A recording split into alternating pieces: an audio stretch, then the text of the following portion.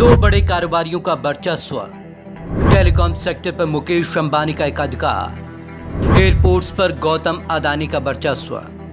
विशेषज्ञ बोले, क्या मोनोपोली बोर्ड की होगी जरूरत? देश की नई अर्थव्यवस्था को अब टेलीकॉम और एयरपोर्ट जैसे सेक्टर में दो बड़े कारोबारियों का एकाधिकार होने जा रहा है। इन दोनों सेक्टर में मुकेश अंबानी और गौतम अदानी अपना वर्चस्व स्थापित कर चुके हैं। मीडिया रिपोर्ट्स के मुताबिक अपनी ऊंची पहुंच के कारण अदानी पहले से ही निजी हाथों में सौंपे जा चुके मुंबई एयरपोर्ट का नियंत्रण भी हासिल कर सकते हैं। अदानी के पक्ष में हुई 6 हवाई अड्डों की बोलियां। 2 साल पहले सरकार ने छोटे हवाई अड्डों में फंसी पूंजी को निकालने के लिए निजीकरण की योजना बनाई थी। सबसे ऊंची बोली लगाने के कारण 6 हवाई अड्डों की बोलियां अदानी के पक्ष में गई।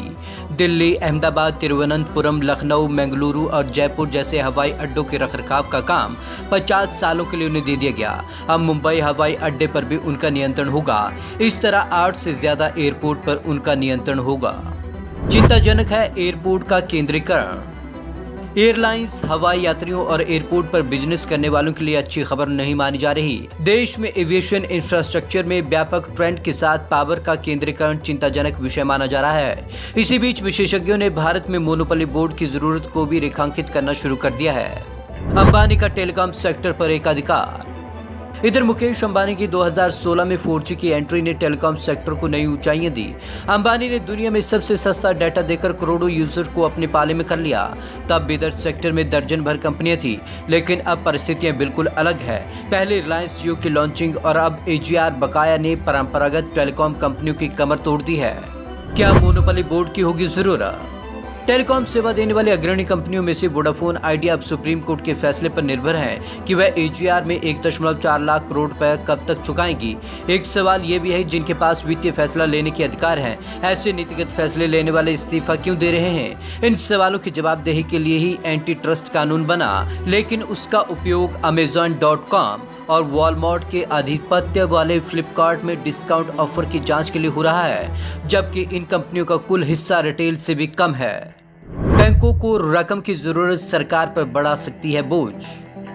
इन्वेस्टर सर्विस की रिपोर्ट के मुताबिक कोरोना महामारी के बाद सरकारी बैंकों में फंसे हुए कर्ज से बढ़ोतरी होने से आगामी 2 साल में 2.1 लाख करोड़ रुपए की जरूरत पड़ेगी। हालांकि इसमें से बड़े पैमाने पर रकम सरकार द्वारा दी जाएगी। नतीजा ये होगा कि सरकारी खजाने पर बोझ बढ़ेगा। अर्थव्यवस्था के लिए निजी जमा आधारित रिकवरी मुश्किल होगी। विदेशी निवेश का माहौल बना रहेगा या नहीं, इस पर भी सवाल।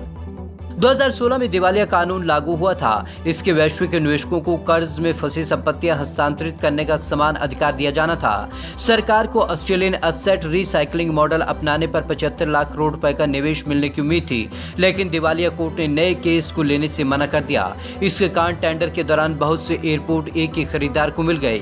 यही कारण है कि कोरोना काल के बाद विदेशी निवेश भारत में आकर्षित होगा या नहीं, इस पर संशय है, क्योंकि विश्व स्तर पर रुके हुए कर्ज की कमी नहीं है। Bureau report, Punjab Kesari TV, Chandigarh.